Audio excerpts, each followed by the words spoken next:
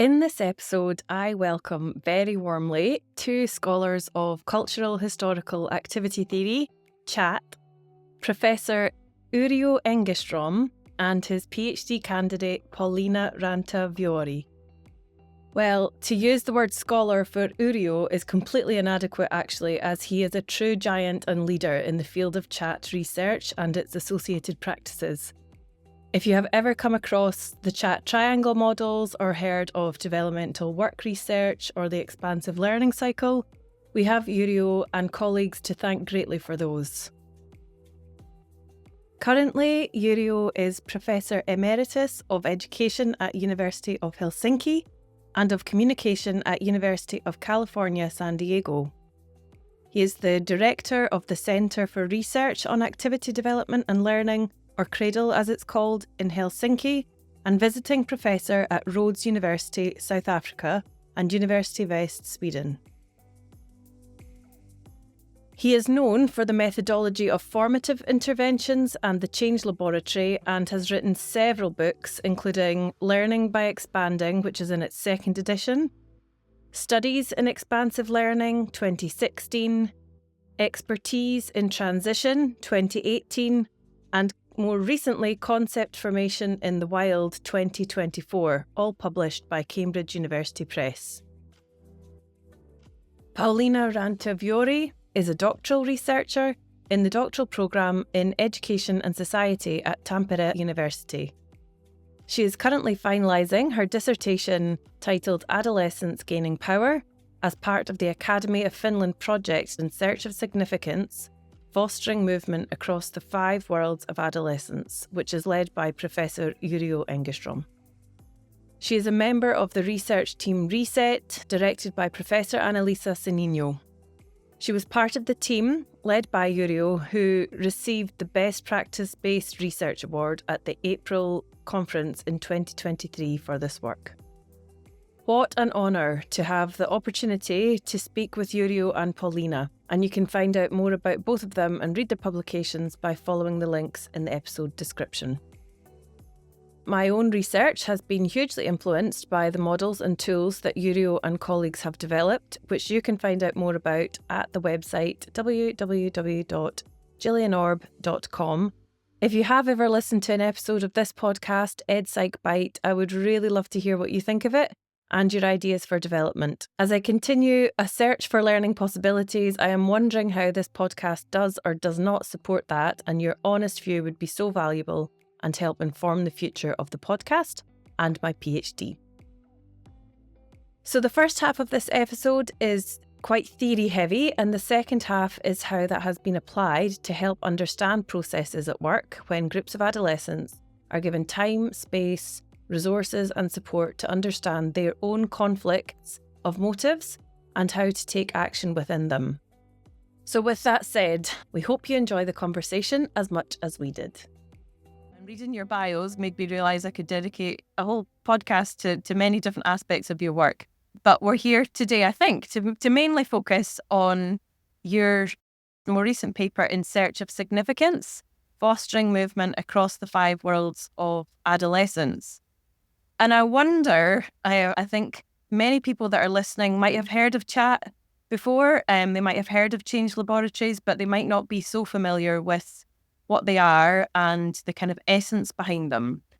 And so I wonder if you might be able to get us started with giving a little bit of context to that project with adolescents and give a little bit of the theoretical background perhaps, and a bit of knowledge about Change Laboratories too, with acknowledgement that that's perhaps asking the impossible task, as I was saying earlier. Absolutely. To condense all of that in a summary, if you don't mind, if someone could get us started with that, that would be really helpful. Yeah. We'll do a little bit, but obviously, like you said, it's too much to be packed in, but, some sort of a opening. To start out with the CHAT, that stands for Cultural Historical Activity Theory. And that's the theoretical approach that we are working on and using and trying to develop further. It started out in the early 1920s by Lev Vygotsky, a Russian psychologist, and his colleagues and followers, Leontiev and Davidov and others, initially in Soviet Russia and now globally. This approach, what's particularly important about it is that instead of, starting out with the individual and trying to understand the individual, it says, look, the individual human being is always part of something. Minimally, you have to understand that this individual acts with the help of cultural resources, typically tools and signs, the language, the instruments that we use in our everyday life, and especially, of course, also in our work. And a human being is basically nothing without these cultural resources. Basically, we as human beings would not survive without them. And above all, as human beings are peculiar species in that we create our own worlds. We continuously transform and create our own worlds, which means that we are very much what these founders, Vygotsky, Leontiev and others would call, we are very object-oriented. We work on objects out there in the world to transform them and to make them somehow meaningful and useful for ourselves. And this idea that we have to be understood as people involved in activity in which they transform objects with the help of cultural resources, tools, and signs. So this creates a situation where the human being, the individual, is not anymore isolated, bounded by his or her skin, but is expanded. The human being is seen with all these cultural resources and with the objects at which his or her activity is oriented. In other words, you don't separate the human being into some sort of a vacuum, but see what we are doing. We look at people when they're doing something because we are doers. We are, yeah. And this creates a challenge to, expand the unit of analysis, so to speak. So it's not anymore the isolated individual. It is minimally the action of an individual. But nowadays, after many decades of development, this approach has adopted as the foundational unit of analysis an activity or activity system, it's also called, which is a system in which there is obviously the actor, the object, the mediating instruments and tools and signs, but then also a community to which this person belongs or which shares the same object. And then the rules and division of labor in this community. So it becomes a relatively complex system in which we see people acting. You see individual actions usually are quite easy to identify and see. If you step into, let's say, a workplace, you see people doing things and you can identify that, okay, this guy is hammering something. But you don't see immediately are also involved. In other words, what is the community? You don't see the rules which must be followed, and you don't see the division of labor, that this guy is doing that, but what is the next guy doing? In other words, those components of the activity system have to be painstakingly found out and analyzed in order to put together the whole system. It's not enough that you see immediately what is happening. You have to also find out how it's connected. And that's why it's an exciting approach because, when you step into an activity, you start only seeing the tip of the iceberg. And then you have to dig deeper. And then you start seeing that, hey, it's not at all a stable system. It's continuously in trouble. There's all kinds of disturbances, mismatches. It has to repair itself. It has to redefine itself, and occasionally it goes into crisis and has to actually try to transform itself in order to cope with the crisis. We all know this from our own lives, that, activity systems like families or workplaces or schools, they go into crisis occasionally. And then part of the challenge for our work is to understand how to work out those situations, those challenging transformations, which often are due to crisis or at least very aggravated contradictions in the system. And to make things even worse, nowadays we have to look at these systems also in relation to other activities. So we don't look, for instance, at the teacher only as a teacher, but you have to see the teacher and the student. And they are not one and the same activity, because the teacher is teaching and the student is supposed to learn, but at least go to school. So these two activities, they have some common ground. They have a partially shared object, but only partially. It's never completely the same. In other words, they have to continuously work out some common ground, which creates another challenge that activities face, that they are interconnected and they have to continuously work out some common ground to remain interconnected in any meaningful way. So that's the long and short. Well, that was fantastic, because I thought that was going to be the impossible task. Really interesting to hear how you've just summarized that. And what I remember when I was learning about chat, and I don't know if you would be similar, Pauliina, is I remember thinking, wow, this captures all of the many things, the many different ways of thinking or bits of knowledge that I have been trained with. So thinking about children in a system, we would typically think of Bronfenbrenner's ecosystems model typically, but then we were also trained to think about schools as systems and organizational change. But when I found chat, I remember thinking, this holds everything together, and it also acknowledges the history that has come beforehand. And it's introducing this idea of with a bit more strength, of a dynamic system that we can expect will be turbulent. And yes, and that's really important. I wonder as well if you would mind drawing out how you would define crisis here, because I think that can have different meanings as well. And maybe that's like opening a can of worms, I don't know. But, what does crisis mean when we're talking about systems in this way? Pauliina, do you want to step in? Well, I agree with you, Gillian, about your experience getting to know chat theory has opened a new kind of perspective to investigate what is happening in the school.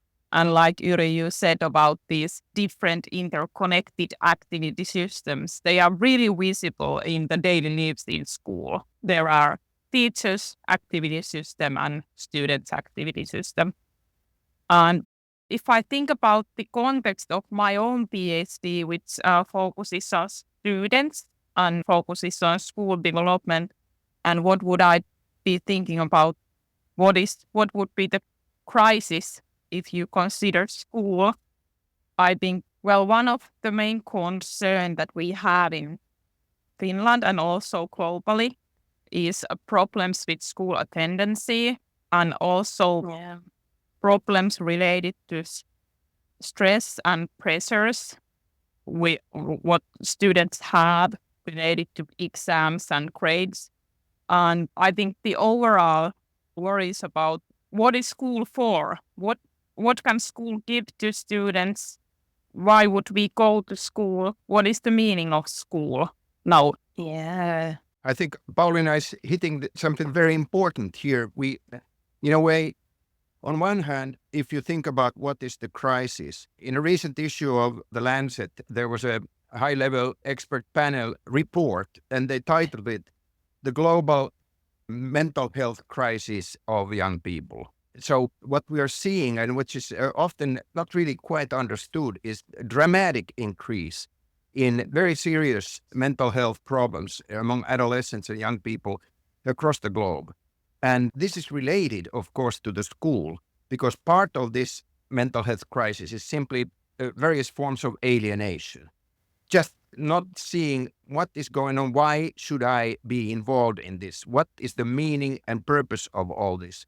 And for the school, this is made worse by the fact that at the same time, the school is pressured around the world, pressured to meet a sort of quantitative achievement targets, whether they are, PISA test results or just simply high stakes testing requirements. And this seems to actually make the situation worse every day because teachers are pressured to work on the formal scores rather than look at the lives of their students.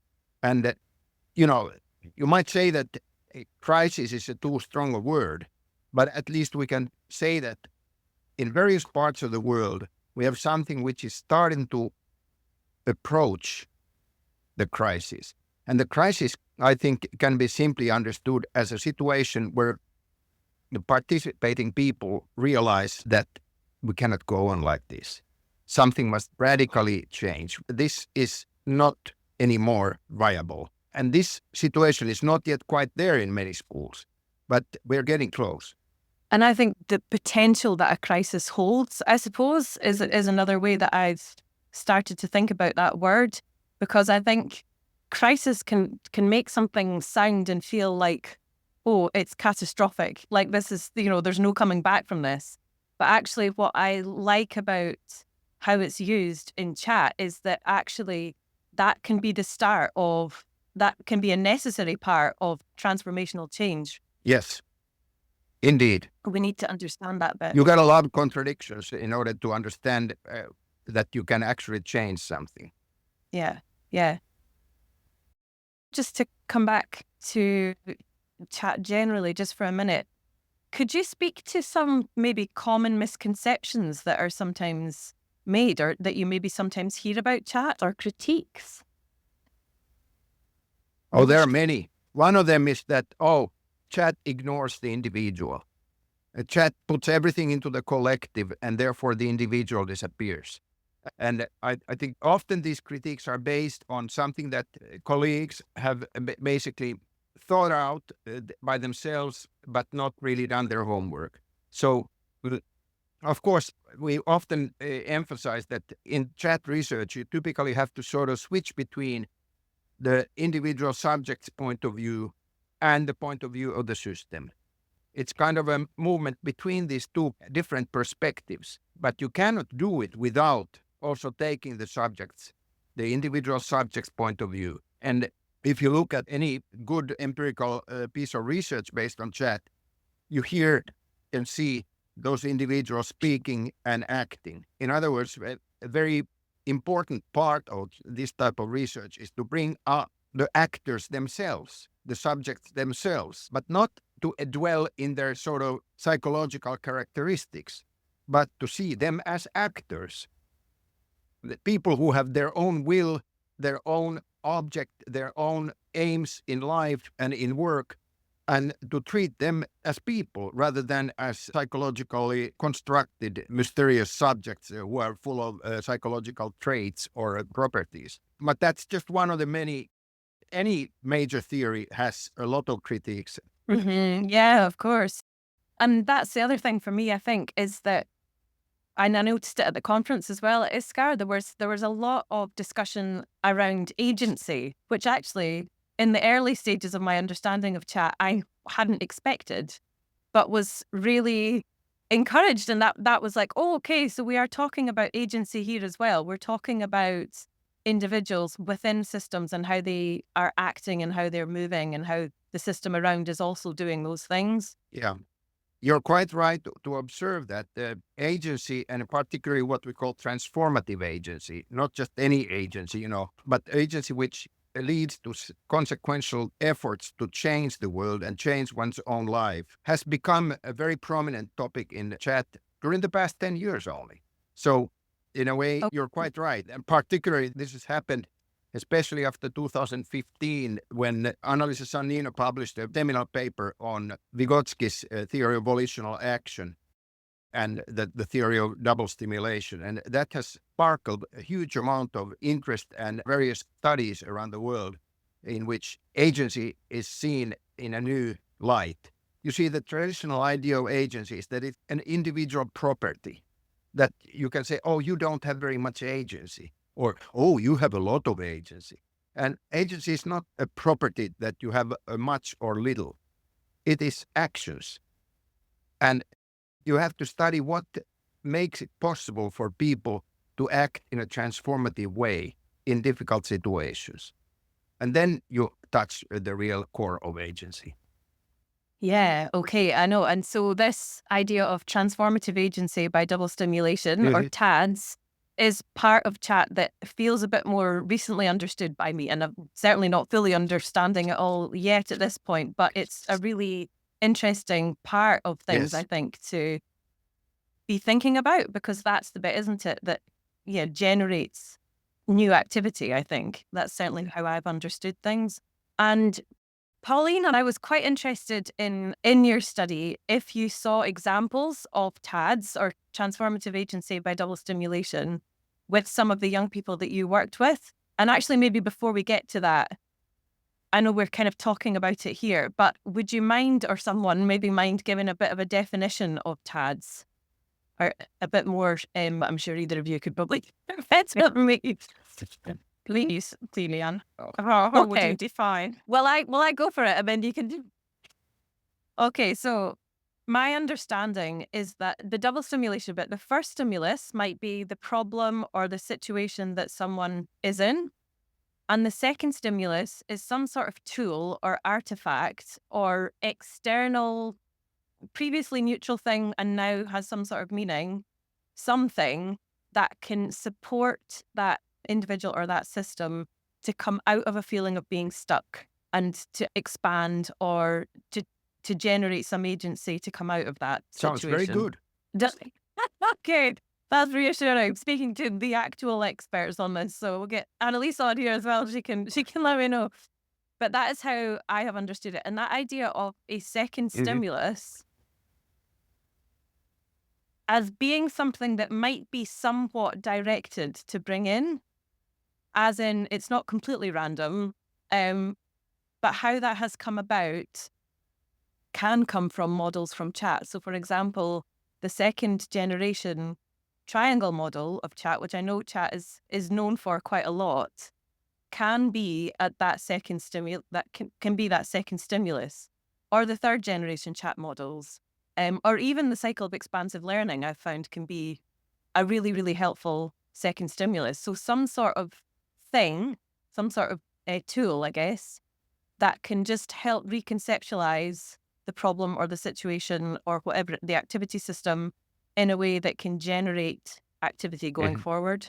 Yeah. And that's where I think, again, I have found, and I keep saying chat, but when I say chat, I mean chat and its associated tools and methodologies, to be very comprehensive feeling, because it's not just, oh, here's a theory that suggests this or the next thing as a second stimulus. It's models of systems to help us think about what is this as a whole, and where are the contradictions and tensions, and where are the problems. And if we understand those a bit better, we might have a better chance of moving things in a helpful direction.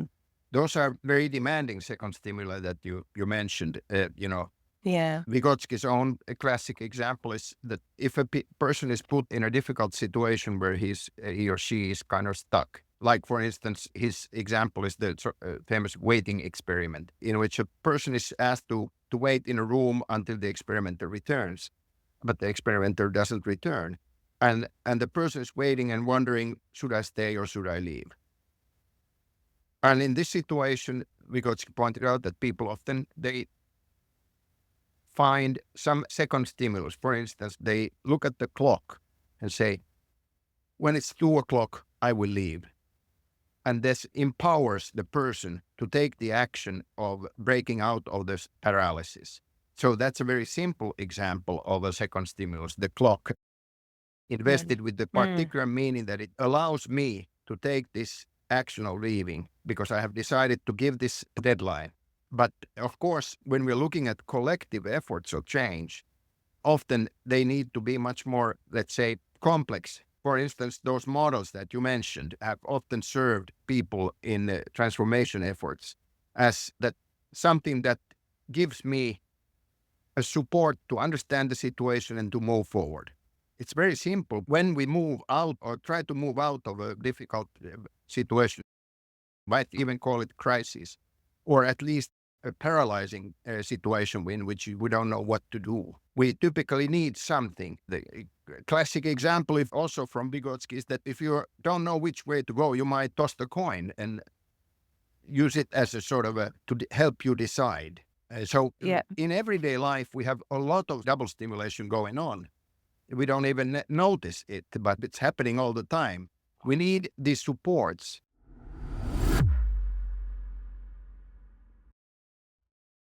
Because I didn't do a great job of making sure we returned to an overview of the Search for Significance project, I'll give a quick summary here. So the project is a piece of interventionist research. Intervention in that it offered groups of adolescents the opportunity to come together over a series of sessions, Change Laboratory sessions, to work on issues that they cared about. Change Laboratories are designed to support a group to work through the cycle of expansive learning and to expect that there will be points of transformative agency and volitional action for those who are involved. For an excellent summary of Change Laboratory methods, I'll leave a link to a 20-ish minute talk by Brett Blythe in the notes. And the research part of the interventionist research, in that the Change Laboratory sessions were recorded, and so the content of them was analysed for TADS, so processes of transformative agency by double stimulation, to try and understand what steps were involved that helped the young people move from simply thinking about taking steps to actually taking action or future making on issues that they care about. The framework used to analyse the recordings and processes in them is called a TADS path, which was developed as part of the research and based on Sanino's work to understand those mechanisms. But Pauliina, talk about what you saw. What we saw. So in our project, we carried out 2 Change Laboratory interventions in which students worked with the growth and on topics that they have chosen themselves. And we have analyzed this TADS process concerning 5 projects. Okay. And well, it's been a while since we have written this paper. I have it somewhere. If you need it.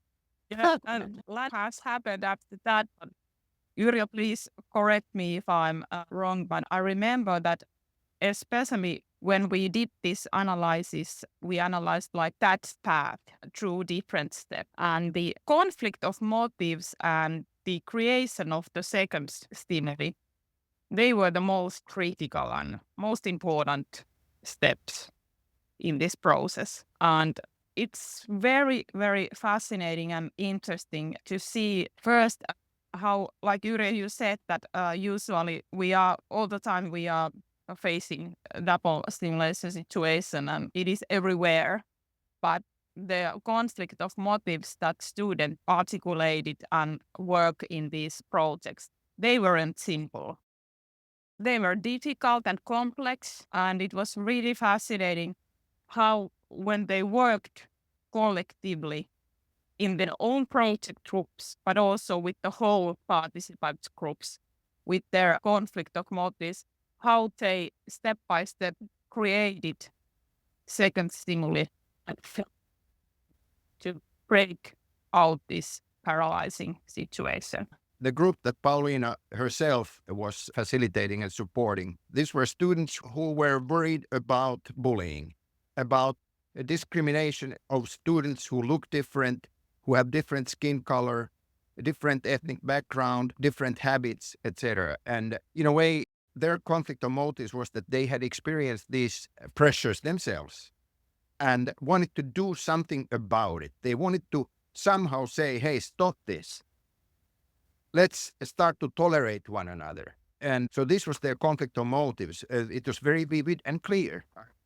Pauliina knows that very well because she was the one who was with them all the time. So Pauliina, what was the second stimulus that they developed? Actually, I want to add something to their conflict motive because it was very important part of this motive conflicts that they also had a fear to intervene in this bullying situation, because then there would be this kind of risk that you are the one who is going to be bullied. And it was really paralyzing situation that it's difficult to see that someone is bullied because he or she is different. But if you do something, then you might be the victim. Yeah, okay. So that was an example of one of these conflict of motives. So on the one hand, it's not just, it's not fair, they don't want to see it, they don't want it around. And on the other hand, they don't know what to do about it because of the fear of, Yeah, and nowadays this fear this can even involve actual physical violence among young people. So Yeah, okay. And the second stimulus that they created was a documentary film in which they wanted to normalize diversity, and they also wanted to show the perspectives, both the bully and also the victim of the bullying. That's very sophisticated, isn't it? To sort of have that insight of we need to show the perspectives of everyone Yeah. involved. they built it over multiple steps. So it was not a quick invention like this. And yes, and that's what I was going to ask is how did that come about? And that links to my other question that I had was around mirror data and the role of the adults as well, because, and maybe that links to the TAD. So the steps, I guess, or the things that you might think supported that to happen, the tools, I guess, that were used in those sessions. You want to talk about that, Pauliina? Well, I think one of the main important thing was the ethnographic work that we did before the actual Change Laboratory session started.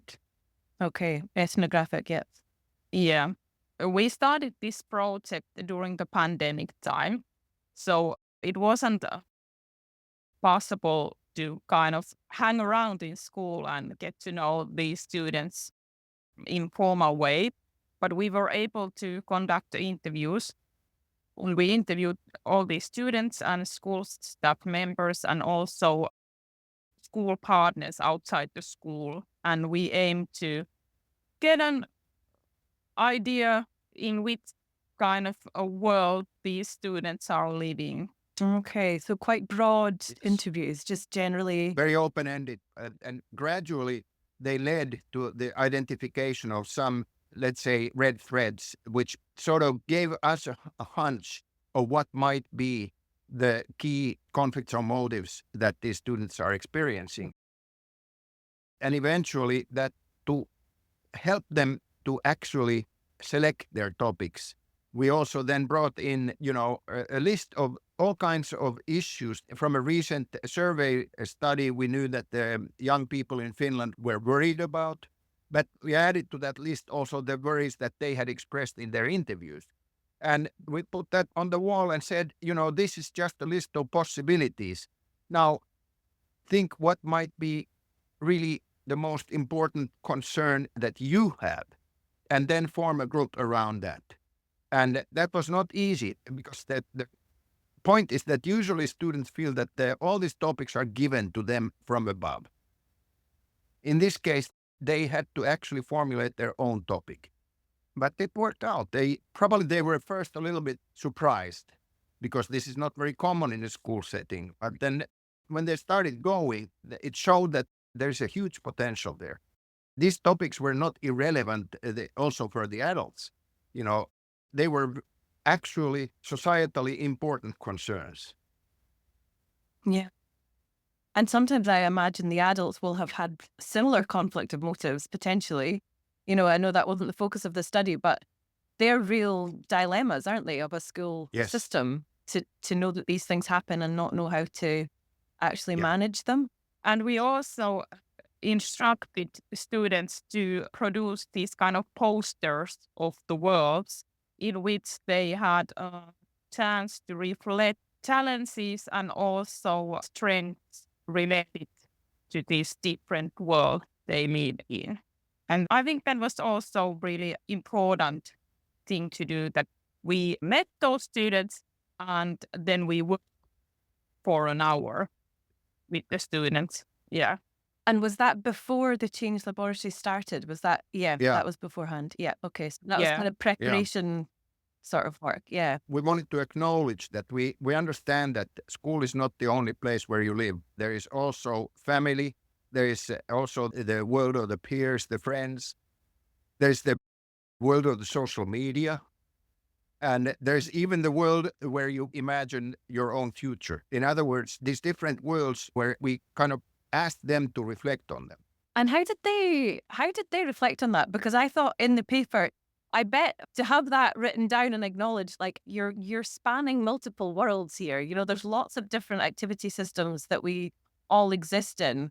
And I thought, I bet even for young people to have that seen might have been quite helpful. I don't know, how did that go though? Did you find that was immediately quite interesting to young people or not? Well, they all drew these images of these worlds quite effortlessly. I think that clearly they have been perhaps on their own reflecting on this more than adults. You know, we adults tend to have a rather narrow view on children and adolescents. We see them only in one context. Either we see our own kids at home or teachers see them in the school, because we are also busy and these worlds tend to become isolated in our own perspective. But for the students, they are not. They move across them and between them. You know, a good example is the debates about should students be allowed to use mobile phones in the school? Because mobile phones represent the world of social media for them. And the blending of these two, now adults feel that it's dangerous, and it might be indeed, but at the same time, it would be very important to actually get the students themselves involved in this discussion. And I think during the initial interviews, we also ask about the strengths and pressures related to different worlds. And the students, they were really, really good at reflecting what is good for me in social media. Is there something that is not that good for me? And I think they were really, really aware of these contradictory sides of each world. There are a lot of good things at school, but this is something that I would like to change. They were aware of contradictions more than many adults. So interesting, isn't it? Is there anything else you would like to say about the six worlds? Anything that felt especially pertinent about those kind of spheres of activity? I think that perhaps the most important thing from in our findings is that, first of all, you know, the troubles, the various kinds of tensions and conflicts that are involved in the interplay between these worlds, they concentrate much in the school. The school is kind of host of a lot of these problems and troubles that come from the interplay between the worlds. And this, I think, for us, it tells that the school should learn to actually open up and look into those other worlds and perhaps somehow incorporate them into this school activity so that they are not ignored or denied or even censored, but that it's much about opening up the school in such a way that it becomes a kind of supportive resource for young people to cope with this troublesome interplay between these different worlds. Yeah, because the school's kind of the overlapping bit, isn't it? I Yes. suppose. A lot of them overlap in school, indeed. And in that sense, and that is, of course, partly also the reason why many teachers feel that their task has become more and more like social worker or therapist. But there's a good reason for that, because a school doesn't have the monopoly anymore. And how to embrace this multiplicity and to build some coherence into it together with those students, rather than sort of feed it down to their throats. So this is, I think, what our whole effort was aimed at. You're making me think about how the object of activity in a school has changed, and It's changing, yes. or everything around it is changing. And so the object also needs to change, perhaps. Now there's a schizophrenic situation that officially the object is still to impart knowledge and to, you know, teach useful skills and knowledge. At the same time, the teachers often say that, hey, most of our time goes into all kinds of other stuff, into somehow dealing with the interactions between students, etc., and with homes and so on.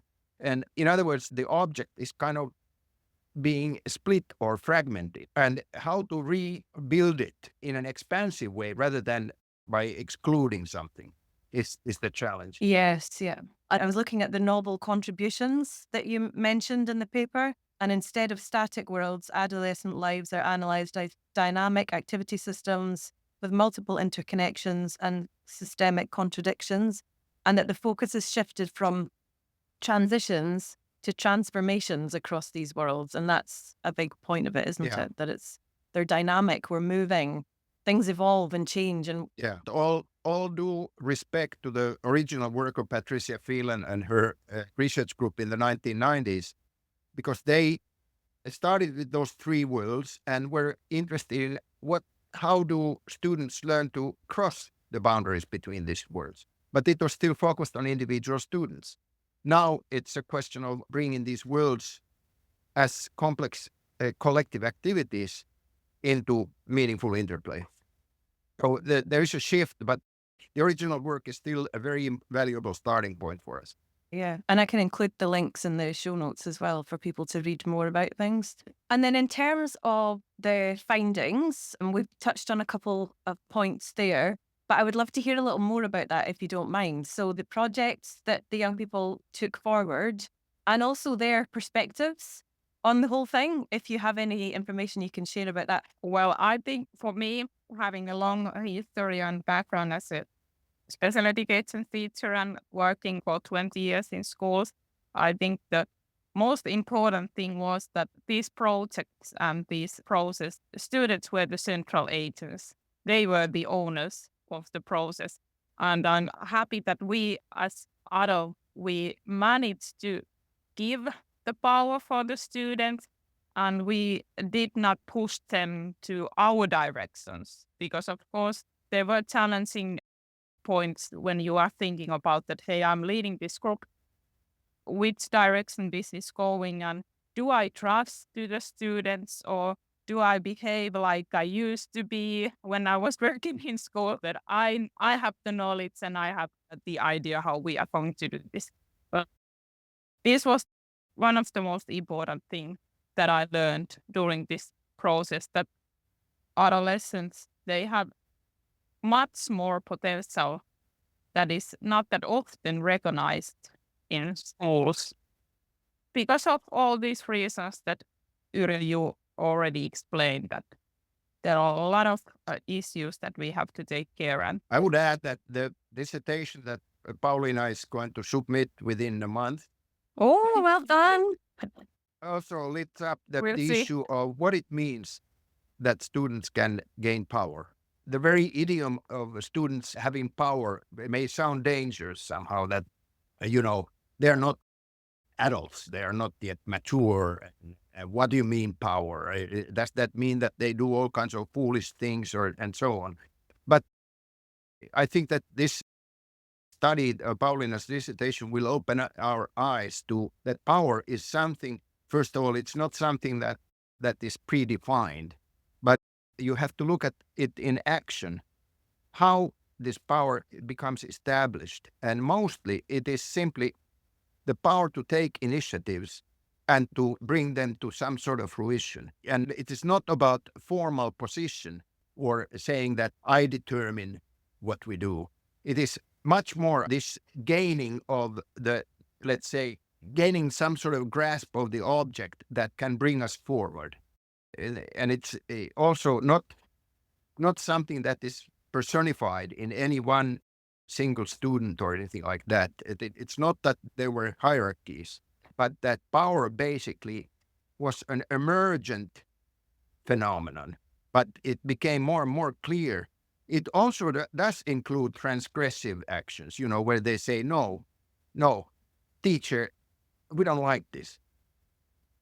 But this is not the main point. The main point is what are the new things that we can do. So I think that Pauliina is starting to talk about it in terms of object-oriented power. So it's not about me. It's about that thing that we want to do. Yeah, empowerment to take action, Yeah. to do. Yeah. Not about me being lifted or me gaining some sort of a position or something like that. It's about what we can do about this issue that we're all interested in. Yeah, about activity, taking steps and doing.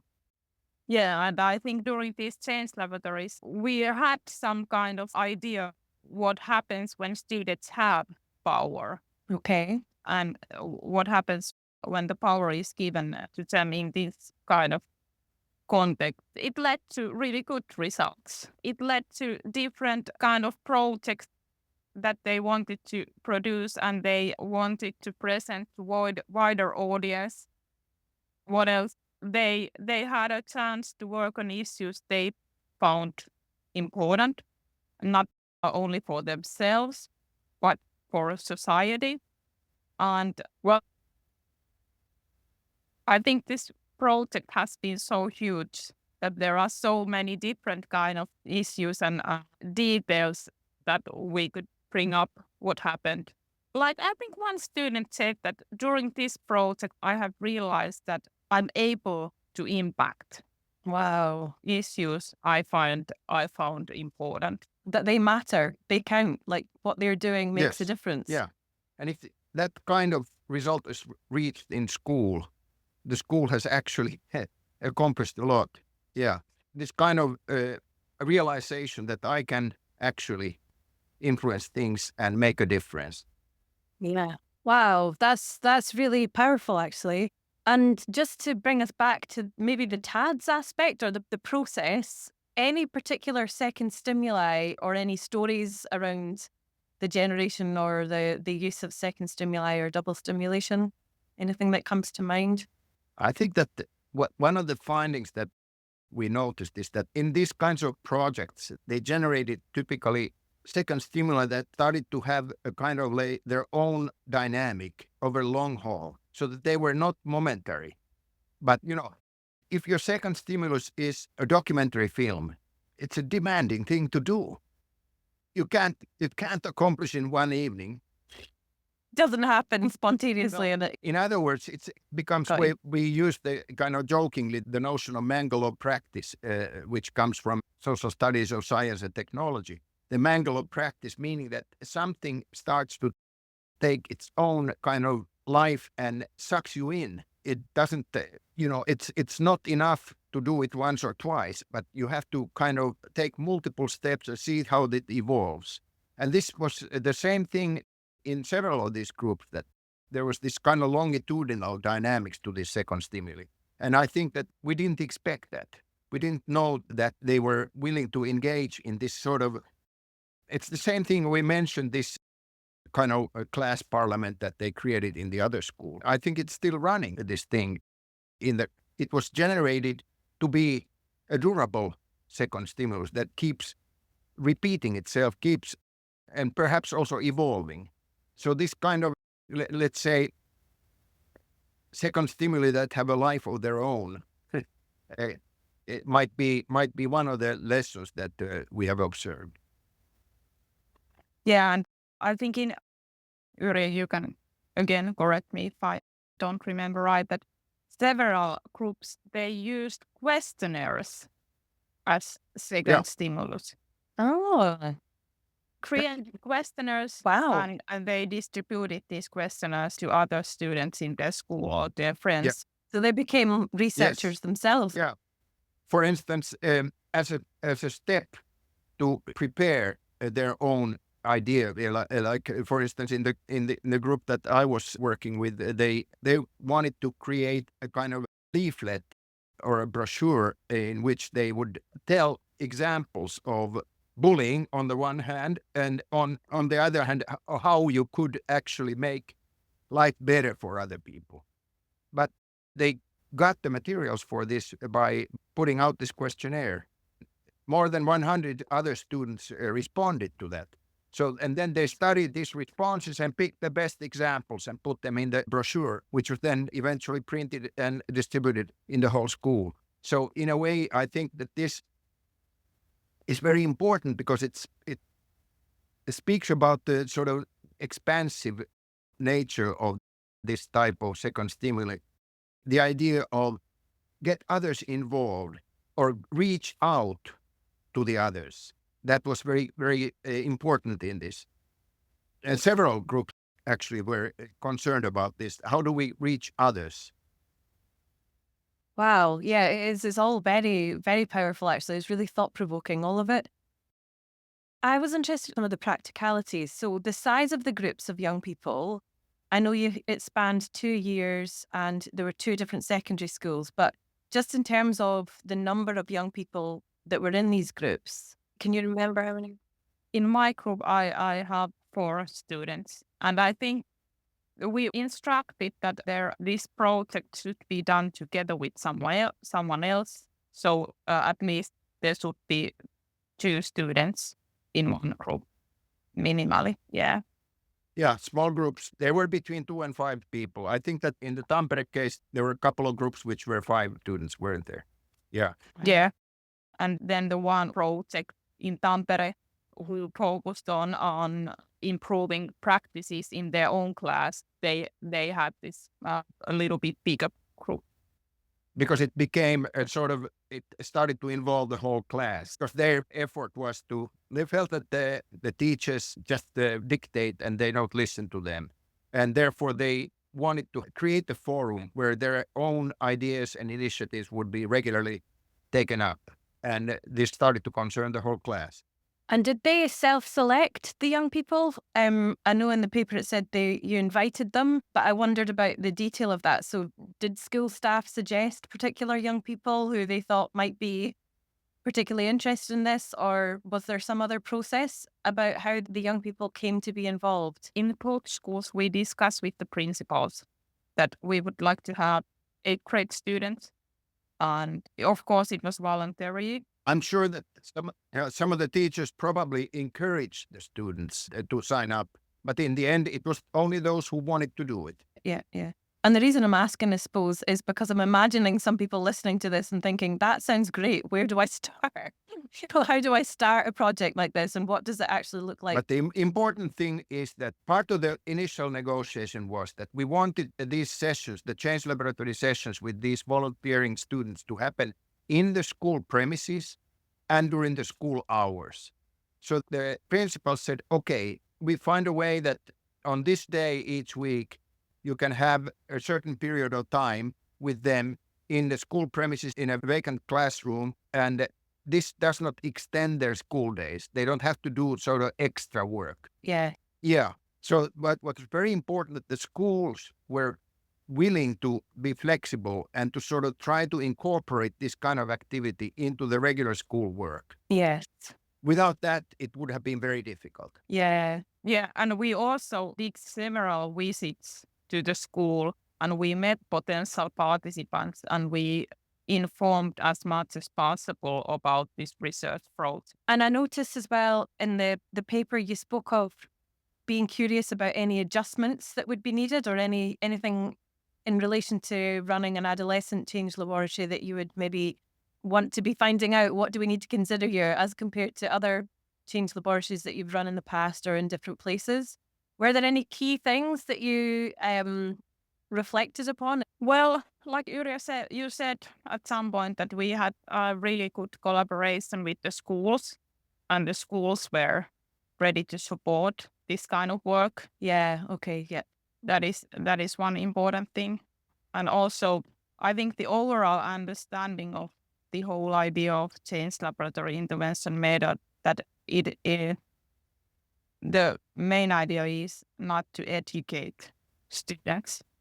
So it is a space and room for them to work on issues they want to work, and they have the power there. I don't know what it's like in Finland, but in Scotland and the UK, there's a real emphasis nowadays on supporting pupil voice and pupil participation. And the processes that you're describing just sound so well fitted with that, in that a lot of people think of the Lundy model of participation, and I can't remember all the elements off the top of my head, but part of it is giving space, giving time, giving real opportunity for active involvement and that kind of thing. And the Change Laboratory, the way that you've structured it and set it up for these young people, it sounds like it's a model to be able to support those processes in a really meaningful way. So I think a lot of people listening will be really interested to understand more. Maybe one threshold which would be very important is also to how to get this type of initiatives also to turn into efforts to develop the actual contents of teaching in different school subjects. Because now we had several teachers who were very supportive and even could reward the students for their work by taking into account their work in their grading. But it was still, we purposefully wanted to keep the students also protected so that the teachers would not have too much influence or interference in what they do. But I think that the next steps should also aim at, opening up what Pauliina has called the black box of school subjects, because the school subjects tend to be so tightly, controlled by the curricula and textbooks. And after all, most of the time for students in the school goes into sitting classrooms, studying the school subjects. And that should not be something which is somehow kept in a bubble. How to open it up for this type of initiatives coming from the students, and how to gradually turn it into some sort of meaningful co-planning or joint development of the contents, I think remains. Perhaps next steps should be taken into that direction. It's a risky road, because we are also, teachers are pressured to follow the curricula. How can you deviate? How can you open it up for new ideas and initiatives coming from the students? It can be risky and problematic, but it can't be so that we just sort of seal it off. Yeah. Well, and I was going to ask about next steps, actually. Are those things that you're involved in, or is it at the moment that project is sort of finished for now and there might be things coming up? Well, we'll see. There might well be new steps in that direction, but at the moment, I think we're still, like I said, Pauliina has to submit her thesis, and Which she a will. good number Which she of will. articles remain to be written, Good. etc. So Yeah. Oh, it's just so fascinating. And I suppose when I was listening to you talking there, I was going back to an earlier part of our conversation where we were talking about the tensions, the real tensions and stresses on school systems, and just, thinking about that fractured object. And it's similar in Scotland. Attendance is a huge issue. School staff are under so much pressure and stress and strain to try and manage all of the needs that now exist, which are different, I would say, to some extent than they were, or at least understood differently than they were in the past. Yet the system is kind of, it's straining. It's really strained. And I was wondering, what would it look like if we had a process where we could allow the education system to really do some of this similar kind of work as well that you're talking about in your change labs?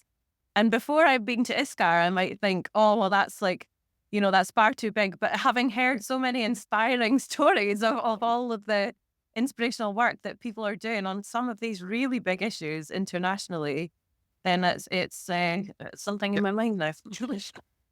Yeah, nothing's impossible in that way, is it? No, yeah. Oh, it's so fabulous to hear all about this. Thank you so much. Like I say, I could speak for hours and hours and days about all of this and ask you loads of questions, but I'm aware of your time as well. Is there anything else that we've not spoken about that you think, I would really like to make sure that we say that, or that this part of the project gets some mention? Think of opening that can of worms, because well, we could always do a round 2 later and see if we've managed to take on some of these things. Thank you. Okay. Thank you. Oh, thank you so much. We hope you enjoyed the episode. As part of its nomination for the April Award, a short film about the Search for Significance project was made, and we have included it here for a bit more context and to bring it to life a little. We invited adolescents to create and carry out projects which connect their personal interests with quest for a just and equitable world. Our research draws on cultural historical activity theory and a model of adolescents' multiple worlds. In the Change Laboratories, the students collaboratively worked on projects in which they produced results that are meaningful for themselves, but also significant for the society. Kyllä me voitais mennä. Joo, siis se oli oikeasti tosi kivaa. Siellä oli tosi kivaa porukkaa. Siis mä tutustuin ihan sikamoneen siellä. Se oli tosi kivaa. Kattokaa, sieltähän se tulee. Missä sulla nyt noin kiire? Venävä!